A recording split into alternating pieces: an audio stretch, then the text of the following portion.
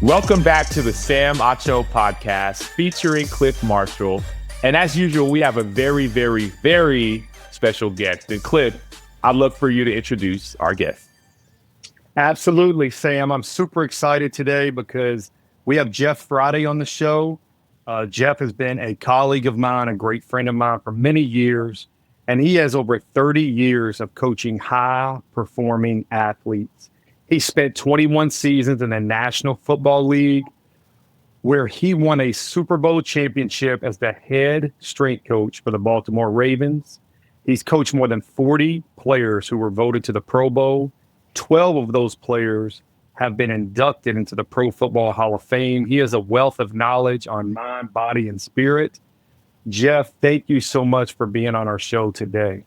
Yeah, thanks for having me. I'm looking forward to the conversation. For sure. Well, I just wanted to start with, kind of what you got going on today. Obviously, I introduced you, and I know you've been training athletes in the NFL for many years. What are you doing now, and who are you training these days?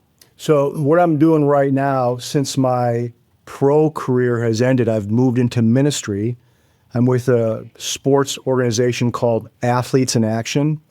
And my last NFL team was the Cincinnati Bengals, so we were able to stay in the Cincinnati area because AIA, or Athletes in Action's world headquarters, is about a 45-minute drive from my house. It's a 200-acre campus, complete with football fields, soccer fields, baseball fields, a brand new $20 million state-of-the-art basketball facility, 300 dorm beds, a sports performance center. And so we have a post-secondary prep academy that I train. I am in charge of their physical training.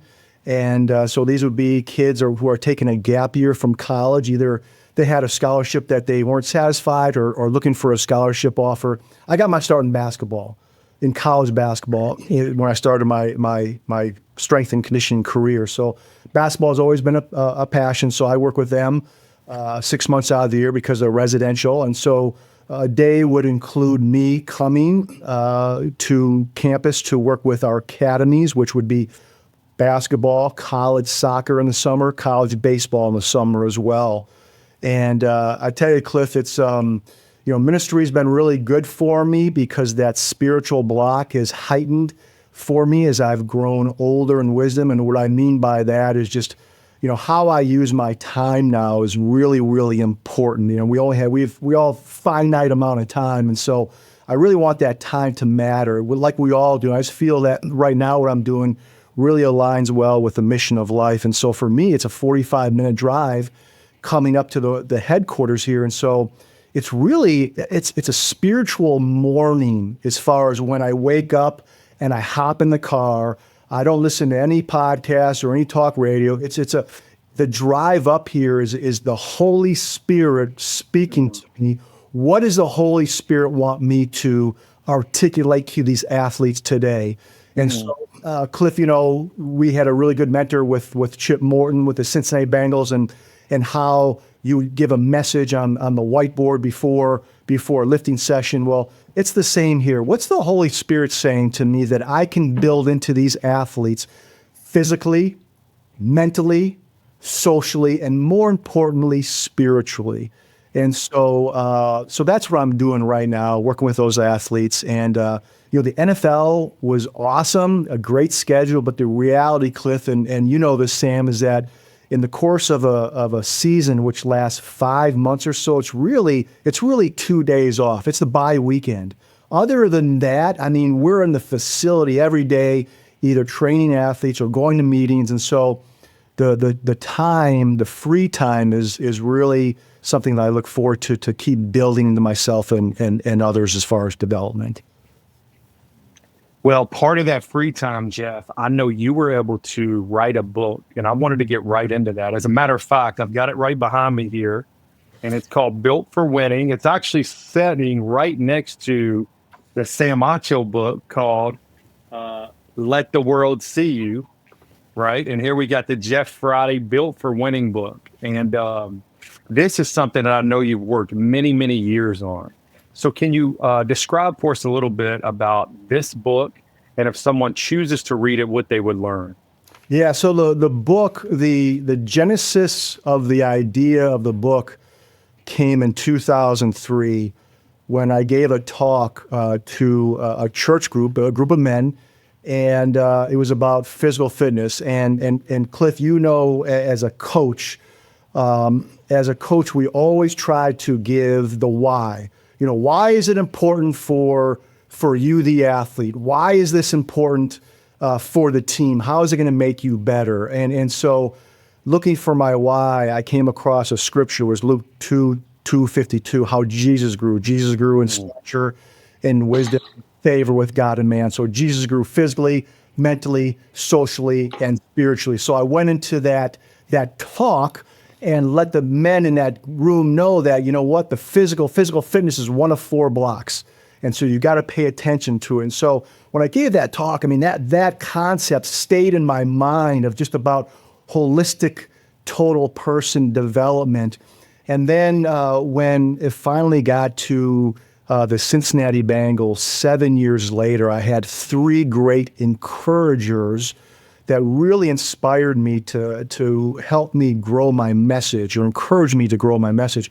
One was the pastor of the Cincinnati Bengals, Ken Moyer, former NFL player, and he helped me with a PowerPoint presentation in building these 4 areas. And so for me, it's like, okay, this person believes what I'm saying. That's great. Another one was Ron McKeefrey, who was with us at the Bengals for 1 year. And Ron has a decorated career as a college strength coach. And he has a book called The CEO Strength Coach. So his mind is always thinking about all these areas outside of the weight room.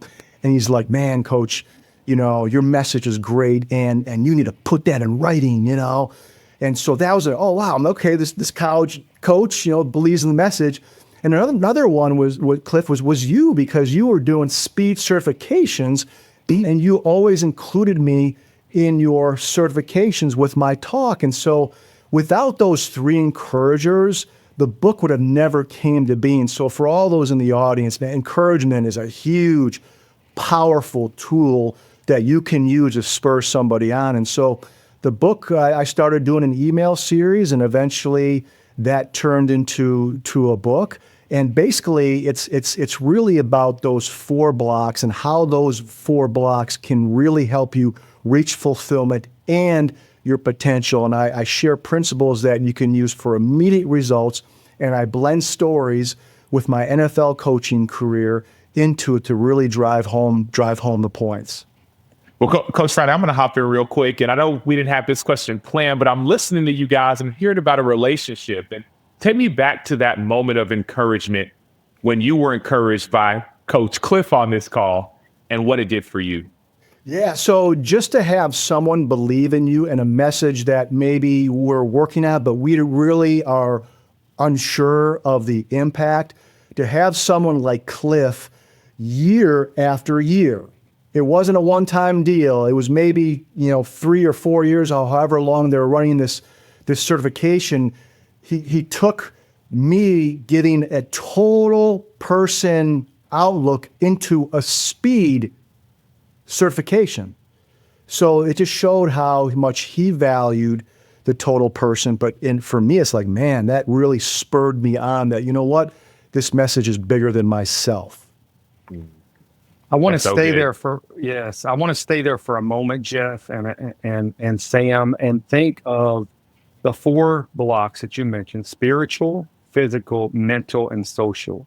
And I want to know, Coach Friday, if there's an athlete that you've trained over your 30 years as a strength and conditioning coach that had all 4 of those. Well, yes, we all do. We all do, but we all waver.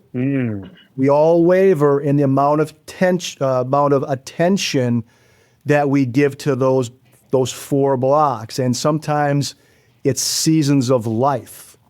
So we always want to go back to be a whole or complete person in our life, and that's going to give us the best chance of success. And so if I had to just name an athlete, one athlete that would come to mind would be a player by the name of Vincent Ray, who was with the Cincinnati Bengals And Vincent Ray came out of Duke University, and when you looked at all the reports of him coming out, too small to play, wasn't fast enough. We all have a rap sheet, right? Mm-hmm. Well, he had a rap sheet, and so he signed with the Cincinnati Bengals as a undrafted free agent, which means that the NFL draft is 7 rounds long, and he was unpicked. So the Cincinnati Bengals signed him. He went through the summer, then he was cut after the last preseason game, but he joined what's called our practice squad. And so the practice squad back then, this was 2010, was comprised of 8 players that did everything that the active roster guys did except play in the game and collect that big check. So as a result, this group of players would come and get an extra lift in the weight room. So it was a Friday morning during the season, and on this big grease board, I drew this. It's this parabola, this bell-shaped curve where it's low on one end, it increases, and then it goes, flatline on the other end.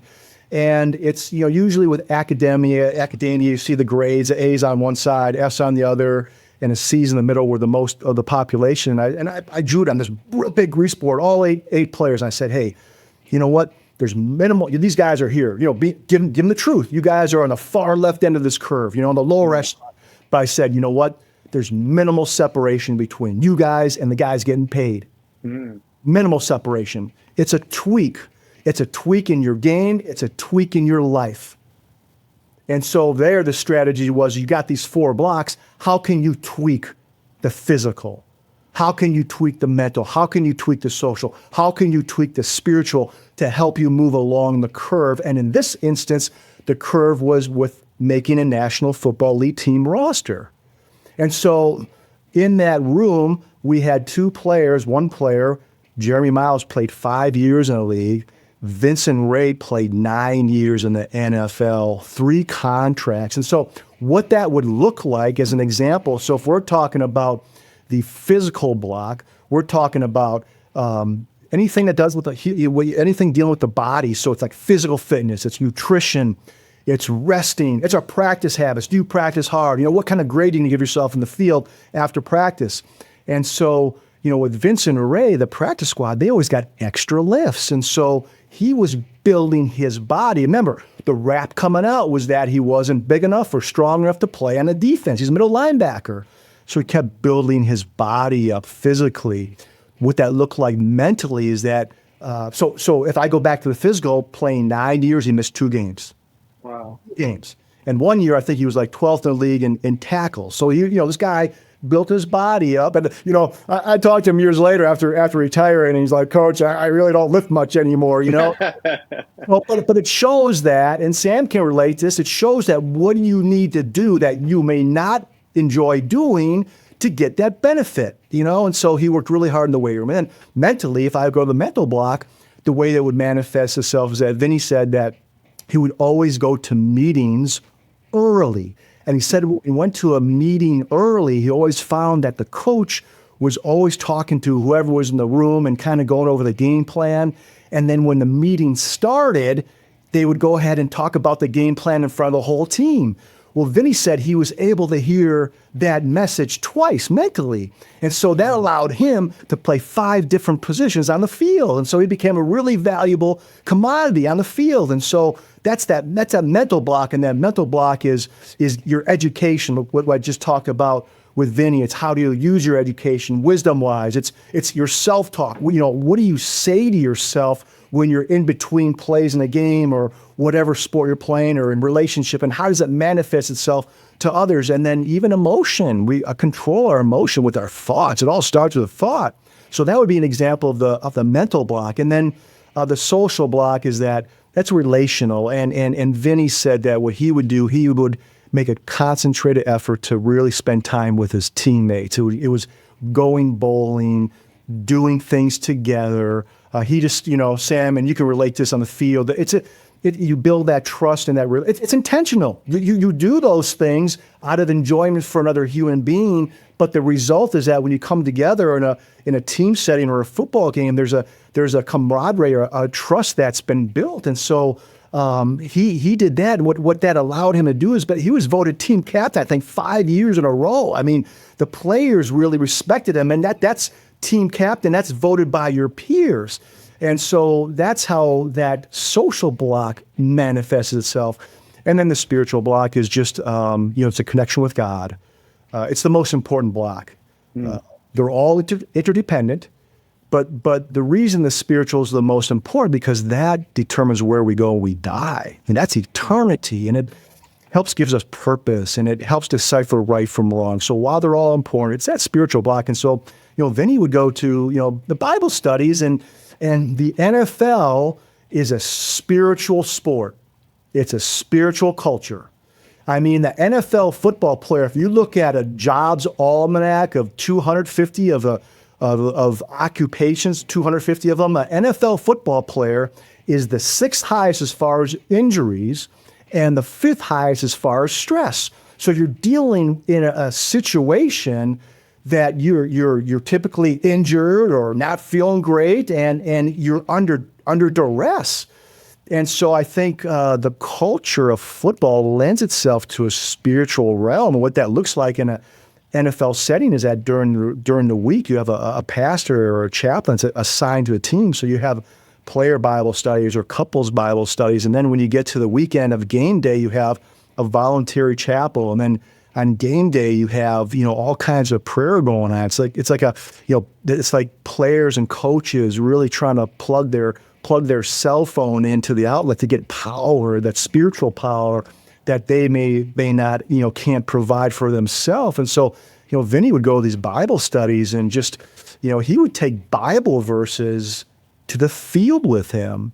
And I write about this in my book where, he's a young player in training camp, and this is the old days now. This is, old days of 2010. This is a while ago. And, you practice, you got the pads, you're a rookie. It's your training camp. It's, it could be 90 degrees. And, the veterans want to take a play off because they have the team made. They're guaranteed a spot maybe, and they want to take a play off, self-preservation. And, Vinny says, when he was a young player, as a veteran's like, hey, man, you go take my rep, rookie. Well, as a young player, you got two options. Bump you, I'm not going to do this rep, or you take the rep and get better. And Vinny said, man, he had to go to a Bible verse. He had a Bible verse that he was cited in his mind, kind of like a self-talk. So he used the Bible as a weapon for good, to do the rep, to get better. And if you add all those examples up, that's how you get a 9-year career, 3 contracts, from someone who, the press clipping said, man, this guy ain't going to survive. So it's interesting because, Cliff, as you asked that question, Coach Friday, you won a Super Bowl, you've coached for 30 years. And I'm thinking, okay, he's going to say, who's the Hall of Fame player, who's the biggest, fastest, strongest. And I know Vinny. Right, I think Vinny still now is actually now the team chaplain for the Cincinnati Bengals. I saw him a couple weeks ago at an event. It's like, and it seems as if one of the ways to, quote, win at more than just sports and more than just football, it's not necessarily about how big, fast, strong, or athletic you are, but it's about being a comprehensive human being. And that's what I'm hearing. And it's just interesting that the name you would mention was a guy you mentioned, practice squad, undrafted, yet he did all those little things well. He took those opportunities to make a big difference in his life. Yeah, no, you're right. And I think that every player, every person has these unique gifts and qualities. We have it in us, but sometimes our potential can get thwarted because we don't maybe pay attention to some of those areas. And the 4 big blocks are just big nuggets of ways to clarify things, to identify. But yeah, you're right, Sam. I think that, everybody's got these unique skill sets and talents that are unique to them. But yeah, Vinny is one person that I just recognized, from knowing him that had those four qualities or 4 blocks. Jeff, one question, and that is so much great knowledge, great wisdom that I hope that our listeners will grab a hold of. But we're talking built for winning, the 4 foundations, the mental, the physical, the social, and the spiritual, and how it related to an NFL player becoming the best version of himself. Could you also see this book or this concept helping a CEO of a company or just a normal guy working a 9-to-5 job? Yeah, Cliff, because the genesis of the book is a scripture on Jesus. Jesus is the ultimate CEO. Wow. He's the ultimate coach. He's the role model. And so that scripture, Luke 2:52, was about him. Jesus grew in wisdom. He was, I think it's 46 times in the New Testament, they called him teacher. He's wise. He's got wisdom. He knew scripture. He used scripture. So he was wise mentally. Jesus, it's estimated he walked over 3,000 miles in his 3.5 years or 3 years of public ministry. It's like 7 miles a day. The dude's in shape. Yes. He ain't drinking coffee and bonbons. He's eating the fruit of the land, and he's working. Yes. Good shape. That's physical. And those are just examples. And then, relationally, he had 12 disciples. It's been said, where I read where, your 12 or 8 closest people to you spend 60% of your time with. That's a lot of energy. And he had 3 disciples that he were really close to him. One he loved. Sometimes he had 70 people with him. So he is building into people socially. It's not just about him. And then, spiritually, at the busiest day of his life, he gets up early and he prays. He had that connection with the Father. So, yeah, Cliff, the book is for anybody looking to, improve their life and get high performance in their life, because that is the role model. I just try to help define it and make it applicable to your life. Jeff, you talk about defining it and how Jesus is the ultimate role model. How do you live it out in your daily life? Listen, you talked about the car rides and the notes. I remember, Cliff, when you and I used to train, you'd have these notes on the whiteboard. And I would every day look forward to see, okay, what is the message of the day that Cliff would write? I didn't know necessarily where it came from. Now I'm getting some insight. But Jeff, how do you live it out on a day-to-day basis? Yeah, it's a checklist that is ingrained in my mind of knowing that I have to hit these 4 areas either daily or every couple of days.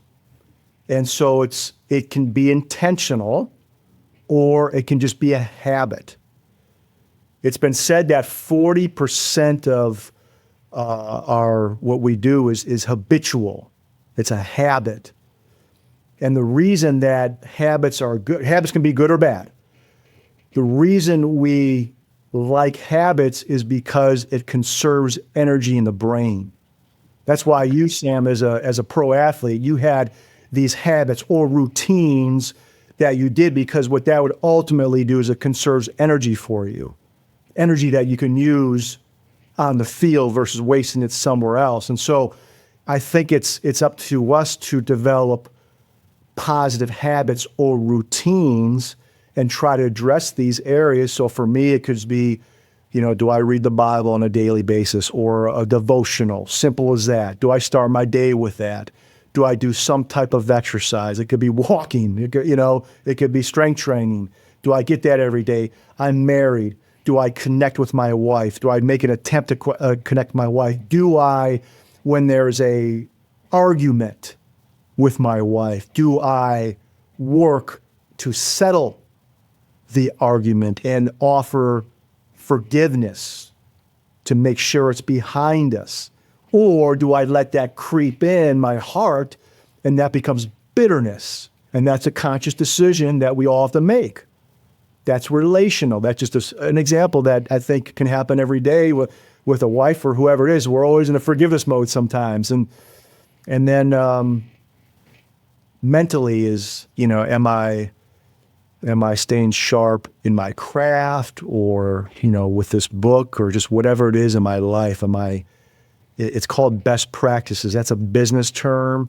Best practices, you just keep on improving and learning your craft, not out of selfish ambition, but then to use that to help others. So mentally, am I studying things, and that's kind of what I do, in my own mind to get those 4 blocks in. Jeff and Sam, a note, for all of us, really. I was encouraged so much last week. I had a conversation with a great friend of mine, colleague. I would consider him a mentor. His name is John Saronis, and I know, Jeff, you know him as well. But we were talking about this concept of training the mind, the body, the spirit. And Jeff, as being a strength and conditioning coach for many years, just as I have, we often talk to our athletes about getting 1% better every day. And as I was sharing that with him, he said, Cliff, what if you took that mindset and you said you wanted to get 1% better in your faith every day? And he said, do you realize that in a 24-hour day, 1% of that is 14 minutes and 24 seconds? And he said, would you commit to growing in your faith 1% every day by spending 14 minutes and 24 seconds with the Lord? And that's reading the Bible, that's praying, meditating, listening to worship music. And that really hit me hard. And I've thought about it a lot ever since. And I actually shared it with my wife and kids this week. And I was reminding my daughter this morning, right after she finished her devotional. Now, the devotional took you about 4 minutes. You still got 10 minutes and 24 seconds left. So she's like, okay, I'll turn on some worship music while I get ready. But that's so impactful. I mean, can we commit 1% of our day to growing in our faith? And, I think for all of us, that could be an encouragement. And even, just to that point, even in the business world too, it's easy to break things down to small bites and small chunks. Everyone says 1% better, even in football, 1% better in sports, and 1% better. Okay, how do I actually do that? That's what I love about your book we're talking about, Jeff. It's like, hey, here's the pillars. But even that 1%, okay, it's 14 minutes and 24 seconds. Mm-hmm. Can you commit? Which, if you think about it, it's actually not that long. I was on a business meeting the other day, and somebody's like, hey, okay, business opportunity will be once a month. And my first thought was like, once a month? And I don't have that much time. It's like, dude, that's literally 12 hours. Right? If an hour meeting, that's 12 hours. Can you commit to 12 hours? Can you commit to 14 minutes and 24 seconds? You want to get 1% better? Here are the actual steps to do it. That's great. That's great stuff. And, Jeff, we like to say, as iron sharpens iron, so one man sharpens another. And that's exactly what we're getting out of your conversation today. So again, thank you for your time, and specifically on the 4 foundations and the Built for Winning model. But I did want to talk to you a little bit about your journey as a strength and conditioning coach. Can you kind of walk us through how you got to the NFL? And then once you got there, right, how you ended up becoming a part of a Super Bowl winning team in the Baltimore Ravens? Yeah, so a strength and conditioning coach is really, I believe, someone who has a passion for fitness and sport. And so for me, the fitness passion came, I think, from a deep wound where I had a family member just make a comment when I was young, Jeff, you got a flat chest. It was a harmless comment. It wasn't meant to be anything more than just an observation, but that, I think, maybe went into my subconscious. And so what that did then, as I got a little bit older, in high school and college, man, I hit the weight room and used building my body to increase my self-confidence, my self-esteem. So it became, my fitness became a weapon almost for harm, to be totally honest with you. It wasn't sometimes the right reasons. So that's how I came into the fitness profession. And so, but that love of both of those, I started volunteering. I knew I wanted to coach at a young age, so I volunteered in different settings. One of them was with a NAIA women's college basketball team in Milwaukee, Wisconsin, where I went to my undergrad.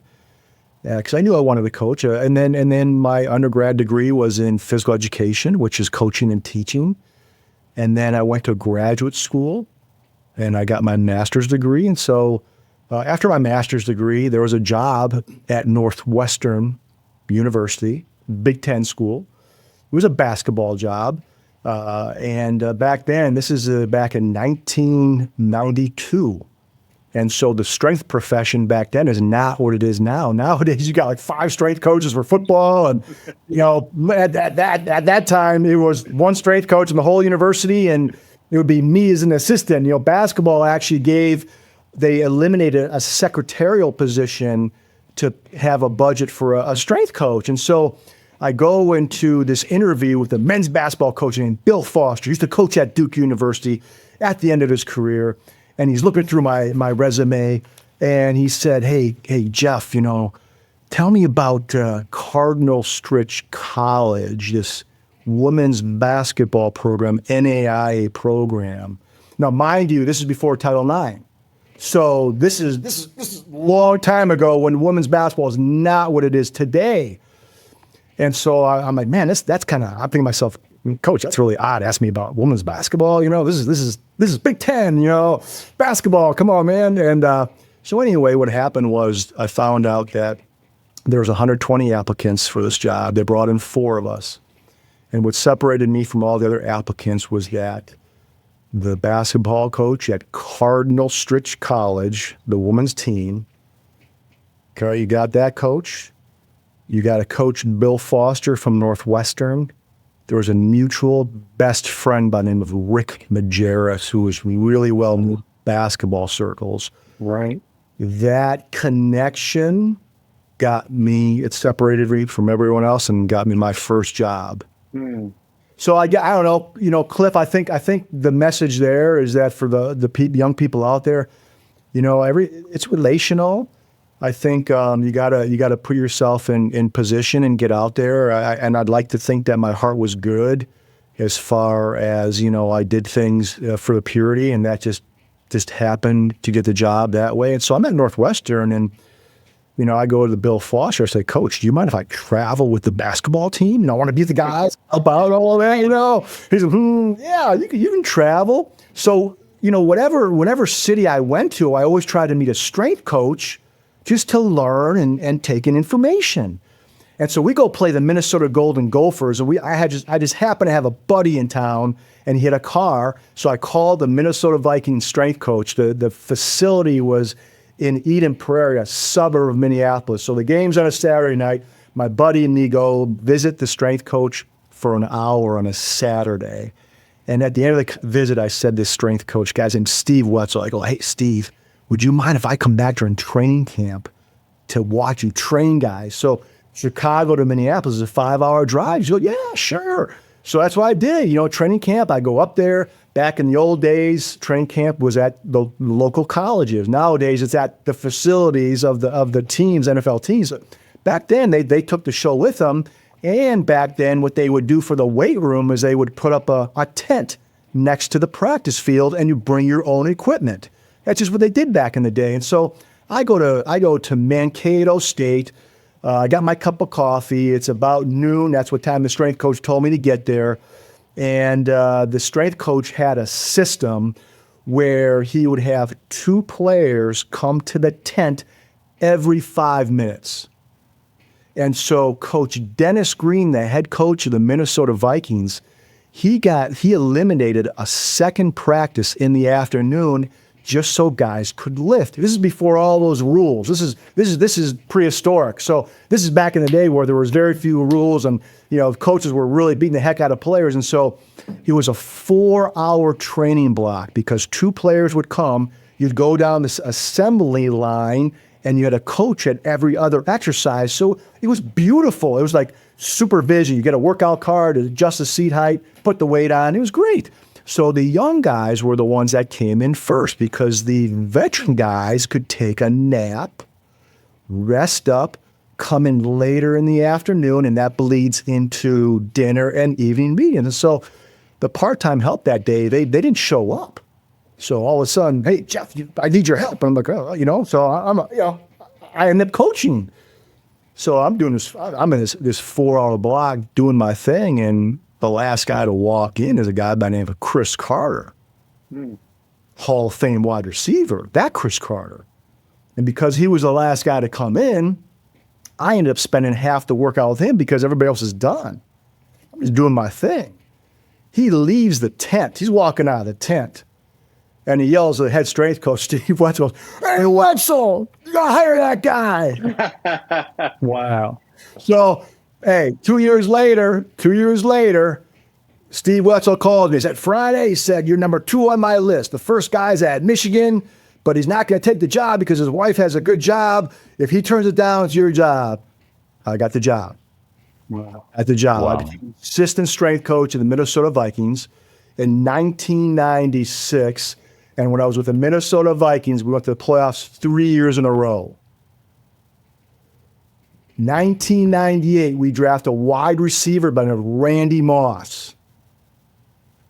You got Randy Moss on one side. You got Chris Carter on the other side. You got 2 Hall of Famers. You got a running back in the backfield by the name of Robert Smith, an Ohio State kid who was a track and field guy who could score from anywhere on the field. You got 3 first-round picks in the O-line, and your quarterback is a strong arm, older Randall Cunningham. Deep ball Randall Cunningham. So 1998, we scored the most points in the history of the National Football League. We go 15-1. We win by an average margin of 17.5 points by game, or per game. And we go to the NFC Championship game. We're playing the NFC Championship game against the 14-2 Dirty Bird Atlanta Falcons. Fox Sports says it's the second most exciting NFC Championship game in the history of the National Football League. And we lose in overtime. And so our head coach, Brian Billick, our offensive coordinator, Brian Billick, they orchestrated the offense. That night after the game, he goes and interviews with the Cleveland Browns in downtown Minneapolis. They don't seal the deal. The next day, he goes with Baltimore. He gets the job. 2 days later, this is before cell phones. 2 days later, I call his home. I talk to his wife. Hey, if Ryan's looking for a strength coach, I'm interested. And she's like, "Well, he's at the Senior Bowl. I'm sure he'd like to talk to you."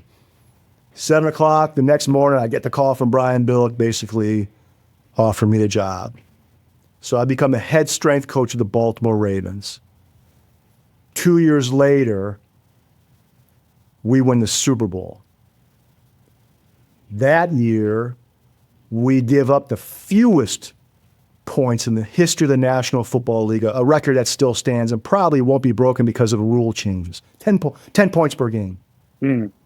So all these adjectives of this great defense, strong, powerful, tough, it was basically the same strength program from Minnesota. Adjectives of speed, explosiveness, quickness with the Baltimore Ravens, and different adjectives, but different beautiful human beings with different capabilities. And so, we won that Super Bowl through adversity, a lot of adversity, but we won. And then that kind of propelled me in my NFL journey, which lasted 21 seasons. Such a great story, Coach. I just want to clip before you hop in. Adversity. To me, it's like, oh man, we won. What was the adversity like that season for you? Yeah, well, if I can speak on the team's behalf, we had a historic defense. So you knew that. You can't waste that because that's historic. It's not going to happen again. And we went 5 games in the middle of the season without scoring an offensive touchdown. That's adversity. We won, I believe we won 3 of them because of our defense and our special teams, but it could not have gone on. So in those moments, I didn't hear boo from players. That team, we had 20 players that were 30 years or older.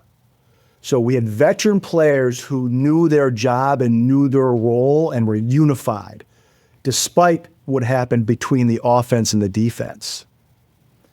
And the head coach, man, he made a quarterback change. So he inserted the backup, who was Trent Dilfer. Trent Dilfer went to Fresno State, was the 6th pick in the draft when he came out. Really good quarterback. He was with the Tampa Bay Buccaneers, and his contract ran out, and they didn't extend him. So he signed with the Ravens as a backup for back then. It was $1 million. Headlines: Trent Dilfer signs backup, $1 million. So his first start as a starting quarterback, we lose at home to the Pittsburgh Steelers 9-6. Same old, same old.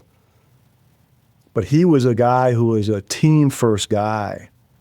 Players loved him. He wore his heart on his sleeve. And we go and win 11th straight with him as our starting quarterback. He was the perfect quarterback for that team all the way to the Super Bowl. So that's adversity during the season. And we overcame that.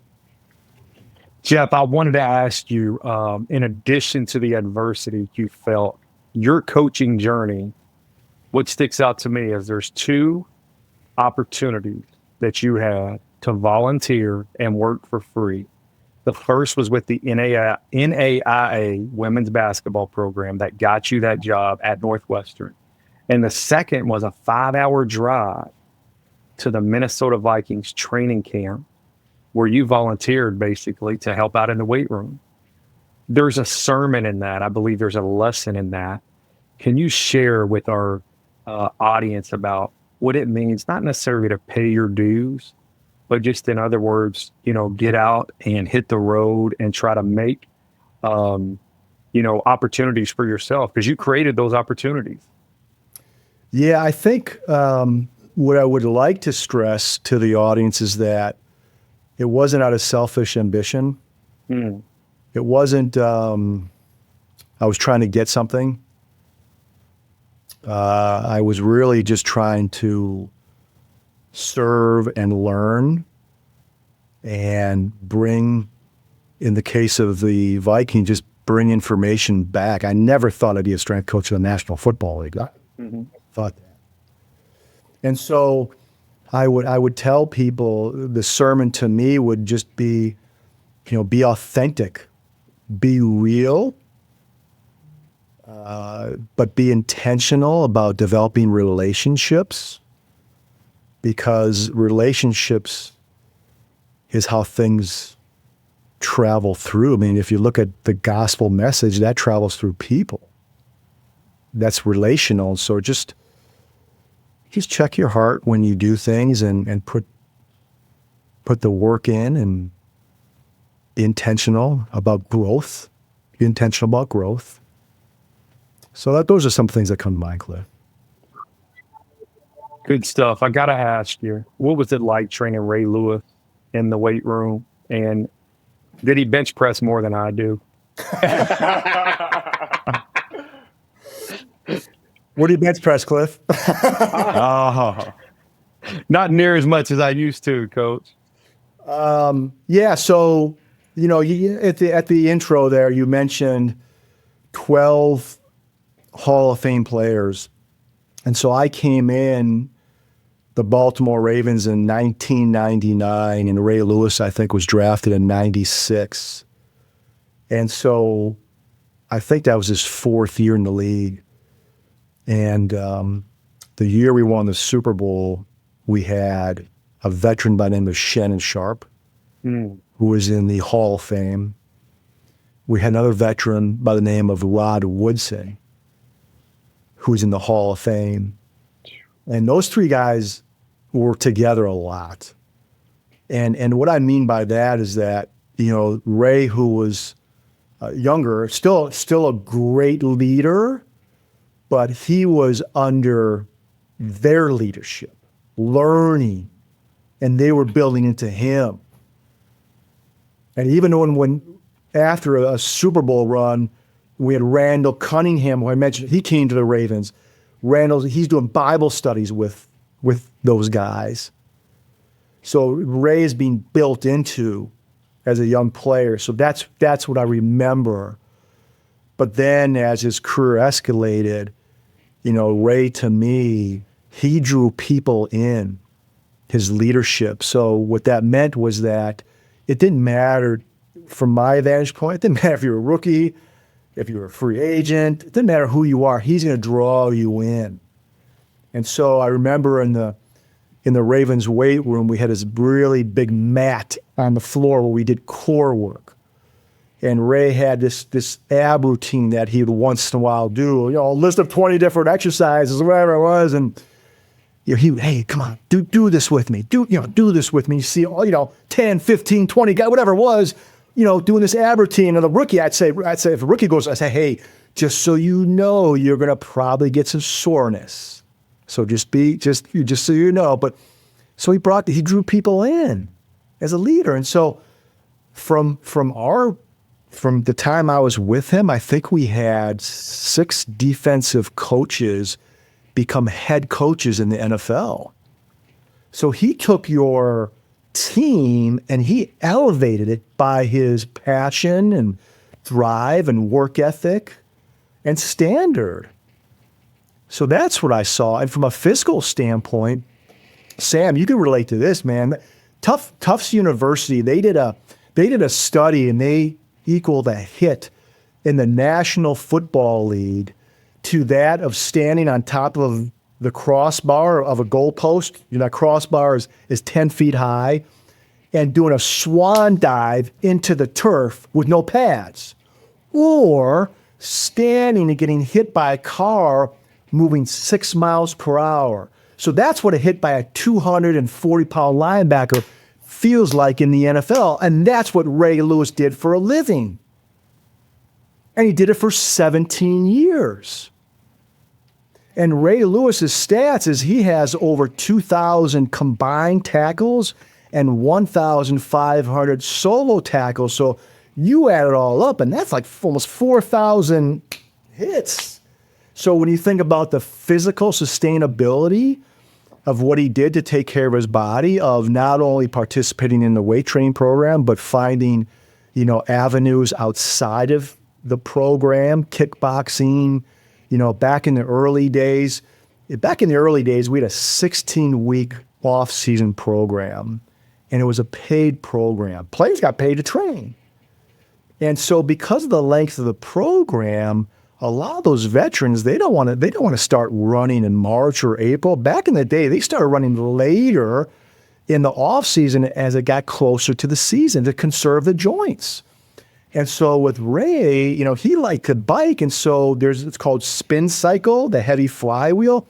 I brought a spin cycle instructor and bikes into the facility for him and for other veteran guys, so they would do that as part of the routine. And so, but you add up all these layers to the routine, you're always tweaking, and that just gives you sustainability, and that's what I think about Ray. I think of his leadership and the fact that he played 17 years at a high level, won 2 Super Bowls. That's what I think about it. And the National Football League's been in existence over 100 years.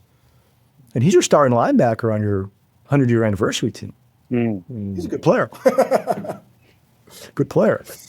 Coach, I want to go back real quickly, and I know we're coming to a close, but I did want to get back to a point that you made in a story you told when you were younger.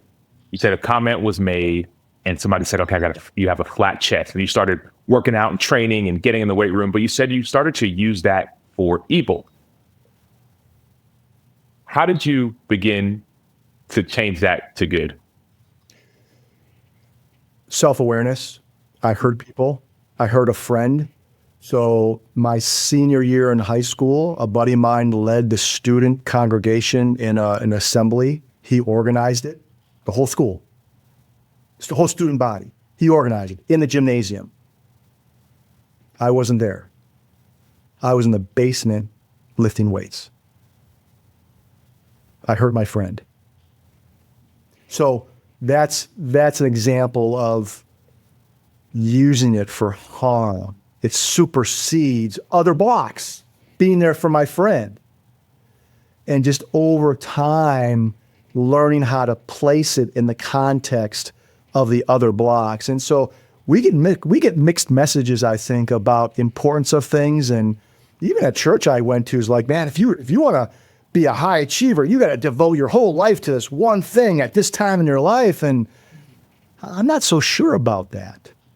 I think you can achieve all your dreams by having a full, abundant life in all these areas. And so that's what I would preach.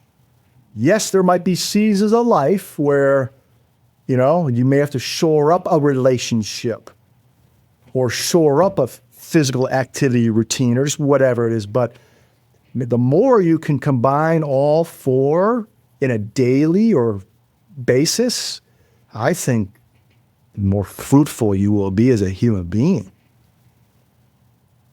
That's really good, Coach. Really good. I had one more question for you.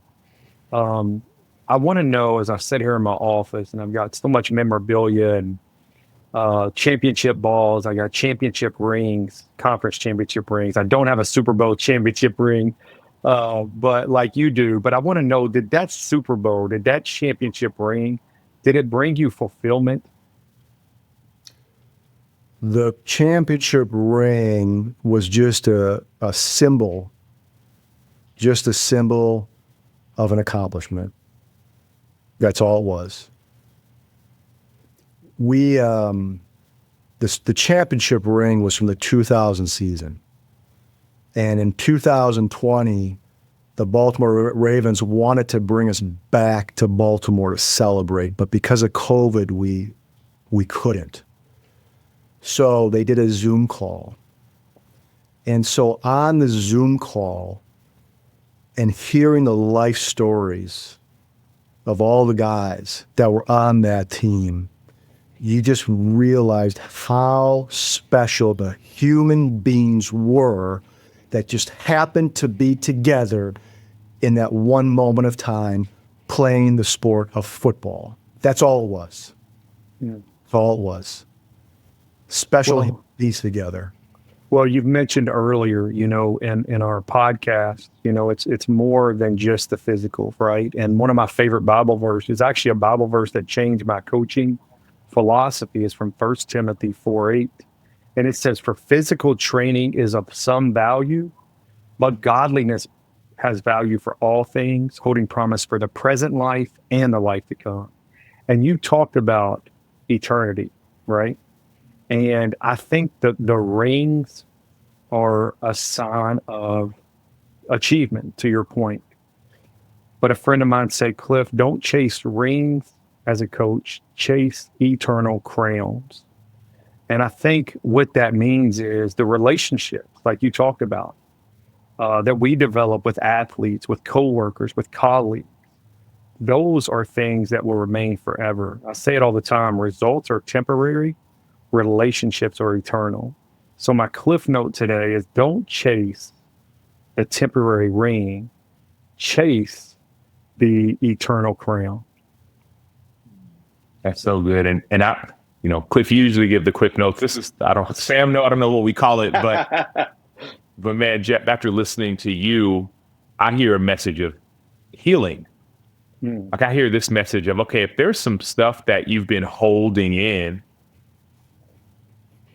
it'd be wise to address it before it hurts somebody. You didn't physically, because of your strength or size, hurt someone, but you talked about that emotional piece of not being there for your friend because of something else that was totally not related to your friend, but related to you. And just the reminder is to heal, like take the time to heal. You talked about those 45-minute drives. You're not listening to music or podcasts or whatever. You're just praying. You're allowing the Holy Spirit to guide you. You're spending time with Jesus. You're not afraid of like, I got to go all these things. No. All right, God, what do you have for me today? And you're letting that permeate into your mind, your body, your soul. And all of a sudden it can direct your path and direct your day and have different conversations that you wouldn't have had earlier, the volunteer opportunity you took. I mean, that's how those doors opened. You didn't go there saying, okay, I'm going to go and I'm going to train Chris Carter. I want to observe. And as you're observing, someone calls you in, and then you do a good job. You're not trying to go at, you just do your job. You give it your all. And all of a sudden, one of the best players on the team is, let's hire this guy. And notice, it wasn't like 2 weeks later you got hired. It was 2 years. Wow. And so for me, just as a thank you for me to you, thank you for taking the time to go and heal from a comment that was made, right? I wrote about this in the book you showed earlier, Cliff, Let the World See You. Man, like those things that we hide, there's healing that needs to happen for us to not just grow for ourselves, but grow for the people around us. So Jeff, thank you so much for not just doing the hard work of healing, but sharing the hard work of healing. Yeah, if I could just piggyback off that, that's a great point. And I do want to make the point that there's this phrase or saying, off the field, on the field. And I just want to make a point that I feel that's a man-made line. There is no off or on the field. And it's to your point, Sam, when we step on that field, we take everything with us. Very few players can compartmentalize their life. And so what I mean by that is that one of the teams I was with, we had a second-round draft pick, very talented player, but he had trouble stringing together consistent performance. And so I was talking with our sports psychologist, and I said, why is it this player is so talented, but he's up and down, up and down. This is sports psychology now. This is science. He said, Coach, he goes, it's really hard to stay focused for a 60-minute, 3-hour game. So there's moments when your mind takes to who you are off the field. And so if your life is in shambles, maybe it's alcohol, or maybe you're a single dad, whatever the situation is, that comes into your mind, and everything we do is for emotion. The act of making a tackle or scoring a touchdown, it's an act, but you get emotion from it. Well, with this player, this sports psychologist was saying, the player just has a hard time emotionally getting joy because it just keeps on coming back to it's off the field. And so, to your point, Sam, the more things that we can heal and address, the more free we'll be to really reach our potential. That's good. Jeff, that's one more thing as you're talking about that. You shared this wisdom with me when we were working together on the Bengals strength staff. You told me, you said, Cliff, all problems in life are spiritual. All problems in life are spiritual. And as you talk about that, drug addiction, alcoholism, adultery, infidelity, problems in the workplace, it's all because there's spiritual warfare that we're dealing with each and every day within our marriage, raising kids. And I think the common denominator in that is that we all deal with it, and we all know there's evil, and we also know there's good. And so I just want to reiterate this book, Built for Winning, the spiritual component. You said it, the most important component in the book, that we would all continue to fight the good fight of faith, because we are certainly every day when our feet hit the ground in a spiritual battle with evil, with Satan. He comes to steal, kill, and destroy, as it says in John 10:10. But it goes on to say that Jesus comes to give us life, and life to the full. So for our listeners out there, keep fighting the good fight, and we can win this battle together. Can I add something? Yes, sir. Yes. So I write about this in the book, but from being in the AFC North with the Ravens and the Bengals, we would face the Pittsburgh Steelers twice a year. And one of their players on the field was a safety by the name of Troy Polamalu, who was a Hall of Fame player. And one thing I noticed, being on the sideline, is that he would make the sign of a cross. between plays. This is a generational player. He's a Hall of Fame player. And so as I did my research, I found out that he accompanied that sign of the cross with a prayer. And it wasn't a prayer like, oh, Lord, why did I miss that tackle? It was, Lord, thank you for this opportunity to play the game. And so in an NFL football game, there's roughly on average about 65 plays per game. So this player is saying a lot of prayer. And Cliff, to what you said, he viewed the sport as a spiritual battle. It wasn't a physical battle. So I would like your listeners to know that they can take prayer with them anywhere they go. And I think, Cliff, you said it, God's anywhere or everywhere, pray anywhere. Mm-hmm. And so you have the green light to do that in your life in any circumstance you're in, whether you're on the football field, on the basketball court, at the dinner table, boardroom. Bring Jesus with you. That's so good. Well, Coach Friday, thank you so much, not only for sharing this message, but also sharing your book, Built for Winning. We'll have all the information for anyone who wants to learn more. It'll be on the podcast. We'll have it in the show notes as well. Go to samacho.com and all the information will be there on the podcast. Coach Cliff as well, thank you for sharing not just the Cliff notes, but also these relationships. I mean, I'm just listening. It's like, man, Cliff, you said Coach Friday said you were a big encouragement to him at a time he needed it most. You've been that for me. You've been that for countless of other players. And so thank y'all so much for listening to the Sam Macho podcast featuring Clif Marshall. Thank you, Jeff Friday, for being our guest and for writing your book. Everybody go make sure to check out Built for Winning. It'll be all over the podcast as well. And we'll see you next time.